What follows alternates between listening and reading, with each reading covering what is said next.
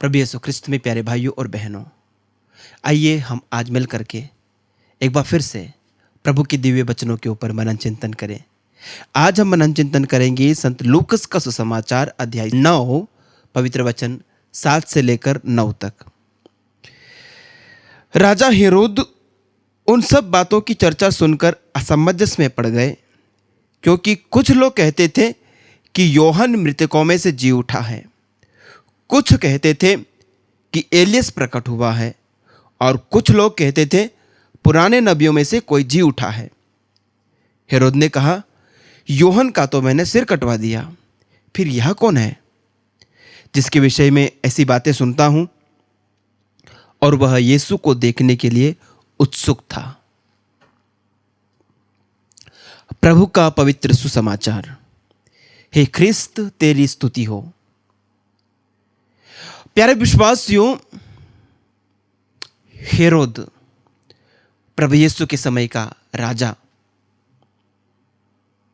अपने अटपटे और अनोखे निर्णयों के कारण जाना जाता है। वो अपनी बुद्धि से ज्यादा अपनी भावनाओं से काम लेता है। वो भावनाओं में यूं ही बह जाता है। ऐसे ही उसने संत यूहन्ना बपतिस्ता का सिर कटवा दिया, अपनी एक छोटी सी प्रॉमिस को पूरा करने के लिए, एक छोटे से वादे को पूरा करने के लिए किसी व्यक्ति का सिर कटवा देना। और कोई साधारण आम इंसान नहीं, एक महान नबी जिसे वो खुद डरता था, लेकिन अपनी पत्नी को खुश करने के लिए, अपनी वो पत्नी जो उसकी खुद की पत्नी नहीं थी, उस स्त्री को खुश करने के लिए जिससे उसके नाजायज संबंध थे, वो उसके भाई की पत्नी थी। अपने भाई की पत्नी को अपनी पत्नी बना लिया और उसे खुश करने के लिए एक धर्मात्मा का वध कर दिया। उसके बाद वो सुनता है कि एक और व्यक्ति आया है जो यूहन्ना बपतिस्ता की तरह महान शिक्षा देता है और महान चमत्कार दिखाता है। यूहन्ना बपतिस्ता से बढ़कर बड़े बड़े काम, अचरज के काम हो रहे हैं। मुर्दों को जिला रहा है, सुनाई दे रहा है।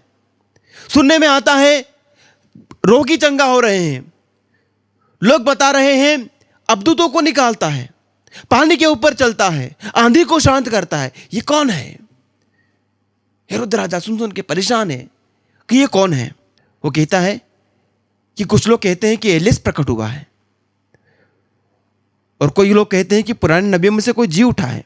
उसके मन में कहीं ना कहीं ये बात खटक रही है कि कहीं यूहन्ना तो जिंदा होकर नहीं आ गया जिसको उसने मरवा दिया था। और वो प्रभु यीशु से मिलने के लिए उत्सुक था। हेरोद के मन में जिज्ञासा उत्पन्न होती है।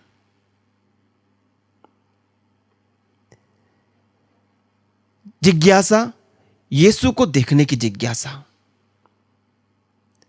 ये तो एक अच्छी बात है, लेकिन उसके लिए मेरा मनोभाव क्या है? प्रभु यीशु से बहुत कोई लोग मिलना चाहते थे अपने अलग अलग उद्देश्यों को लेकर। मेरे साथियों, हेरोद को उसके मन में बेचैनी थी, उसके मन में डर था। हेरोद के मन में डर था। उसके मन में अंदर ही अंदर हलचल मची हुई थी। उसके अंदर ही अंदर एक तरह का डिस्टरबेंस था। किस चीज को लेकर? प्रभु यीशु को लेकर। प्रभु यीशु को लेकर उसके मन में बेचैनी थी, लेकिन वो बेचैनी उसे पश्चाताप के लिए प्रेरित नहीं कर सकी। यदि वो अपने किए पर पछताता, प्रभु यीशु के चरण में आता, आज हेरोद भी यीशु के साथ स्वर्ग में होता। उसने कभी पश्चाताप नहीं किया। उसने कभी प्रभु के वचनों को सुनना नहीं चाहा। उसने कभी प्रभु के चरणों में जाना नहीं चाहा, लेकिन उन्हें देखने के लिए उत्सुक जरूर था। उन्हें देखने के लिए उत्सुक जरूर था। प्रभु यीशु को सिर्फ देखने की एक उत्सुकता काफी नहीं है, उनके चरणों में जाना, पश्चाताप करना बहुत जरूरी है। यीशु को लोग अलग अलग तरह से पहचानते थे उनके समय में। जब प्रभु इस दुनिया में थे, लोग उनको अलग अलग नजरिए से देखते थे। कोई उन्हें नबी कहते थे, कोई उन्हें गुरु कहते थे, कोई उन्हें पुराने नबियों में से जी उठा हुआ व्यक्ति कहते थे, कोई उन्हें एलियस कहते थे, कोई उन्हें यिर्मयाह कहते थे। ऐसे ही प्रभु एक बार संत मत्ती के सुसमाचार अध्याय 16 में अपने प्रेरितों से पूछते हैं। पहले तो पूछते हैं कि लोग क्या कहते हैं मेरे बारे में, फिर वो पूछते हैं तुम क्या कहते हो मेरे बारे में, कि मैं कौन हूं। सिमोन पेतरुस कहते हैं आप ईश्वर के पुत्र हैं, आप मसीह हैं। प्रभु यीशु को ईश्वर का बेटा और मसीह पहचानने के लिए अनुग्रह की जरूरत होती है। प्रभु यीशु ने पेतरुस से कहा, पेतरुस तुमने सही कहा है, लेकिन ये तुम्हारी बात नहीं है, ये मेरे स्वर्गीय पिता ने तुम पर प्रकट किया है। जब तक पिता प्रेरित नहीं करता, कोई भी यीशु के पास नहीं आ सकता। जब तक आत्मा हमें नहीं बुलाता, कोई भी प्रभु यीशु के चरणों में नहीं आ सकता। हमें आत्मा की अगुवाई के लिए अपने आप को आत्मा के हवाले करने की जरूरत है, तभी हम यीशु को सही रूप में पहचानेंगे। अन्यथा आज भी इस दुनिया में प्रभु यीशु के बारे में बहुत सारे लोग जानते हैं, बहुत सारे लोग उन्हें अलग अलग पहचान देते हैं। कई लोग कहते हैं वो एक महान गुरु है, अन्य धार्मिक गुरुओं की तरह उन्होंने धार्मिक शिक्षा दी, तो वो एक धार्मिक गुरु, एक धर्म गुरु है। कई कहते हैं वो एक दार्शनिक है, उन्होंने एक दर्शन शास्त्र दिया। कोई कहते हैं वो एक बहुत बड़े महात्मा है, अन्य महात्माओं की तरह। कई उन्हें एक तरह का, जैसे कि हमारे देश में तरह तरह के बाबा लोग हैं, तो वैसे एक बाबा है जो चमत्कार दिखाते हैं। मेरे लिए यीशु कौन है? क्या ये जो लोगों के अलग अलग मत हैं, वैसा मेरा भी मत है, वैसी भी मेरी धारणा है यीशु को लेकर?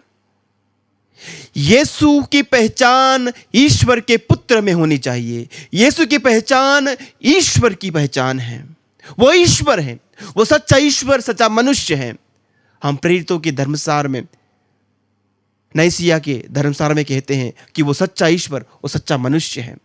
यह हमारा विश्वास है। तो उन्हें जब तक हम ईश्वर के रूप में, ईश्वर के पुत्र के रूप में स्वीकार नहीं करेंगे, हमने उन्हें नहीं पहचाना है। प्रभु यीशु के साथ मेरा रिश्ता क्या है? मैं उन्हें कैसे समझता हूं? जब मैं उन्हें एक ईश्वर के रूप में देखूंगा, एकमात्र ईश्वर। कई बार हम अलग अलग लोगों से सुनते हैं कि सभी धर्म एक हैं, सभी धर्मों में ईश्वर ने अपने आप को अलग अलग रूप में प्रकट किया है और सारे रास्ते एक जगह जाते हैं। उनकी इस मत के ऊपर मैं ज्यादा टीका टिप्पणी नहीं करना चाहता, लेकिन मैं ये जरूर कहना चाहता हूं कि यीशु एकमात्र रास्ता है, यीशु एकमात्र खुदा है।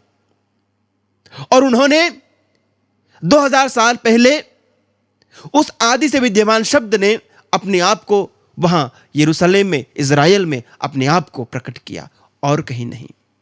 वो वहां करीब 33 साल रहे, क्रूस पर मरे, फिर जी उठे और पिता के दाहिने विराजमान है। हम उस यीशु में, एकमात्र ईश्वर में विश्वास करते हैं, जिसने कहा मार्ग, सत्य और जीवन मैं हूं। संत यूहन्ना का सुसमाचार अध्याय 14 के वचन 6 में, मार्ग, सत्य और जीवन मैं हूं, मुझसे होकर गए बिना कोई भी पिता के पास नहीं जा सकता। तो एक ही रास्ता है, एक ही सत्य है और एक ही जीवन का स्रोत है, प्रभु यीशु मसीह। और वो प्रभु यीशु मसीह को, उस प्रभु यीशु मसीह को हमें उसी रूप में देखना है कि मेरा एकमात्र रास्ता, मेरा एकमात्र जीवन और मेरा एकमात्र सत्य प्रभु यीशु मसीह है। और उसी को जानना, उसी को पहचानना और उस जीवन की राह पर चलना, यही मेरे जीवन का मकसद होना चाहिए। यही एक ख्रिस्तीय, एक विश्वासी के जीवन का मकसद होना चाहिए। अन्यथा हम हेरोद की तरह बस जिज्ञासु बने रहेंगे और यीशु के बारे में लोग क्या कहते हैं उन चीज़ों को लोगों के मत के अनुसार, लोगों की भावनाओं के अनुसार, लोगों की बातों के अनुसार हम अपना ओपिनियन बनाएंगे। नहीं, यीशु मेरे लिए मार्ग है, यीशु मेरा सत्य है, यीशु मेरा एकमात्र ईश्वर है जो मुझे उद्धार दे सकता है, जो मुझे मुक्ति दे सकता है, जो मुझे इस पाप के दलदल से छुड़ा सकता है, जो मेरे जीवन में मुझे सब प्रकार की बुराइयों से, शैतान के शिकंजे से जो मुझे बचा सकता है, जो मुझे स्वर्ग दिला सकता है। एकमात्र ईश्वर मेरा यीशु है।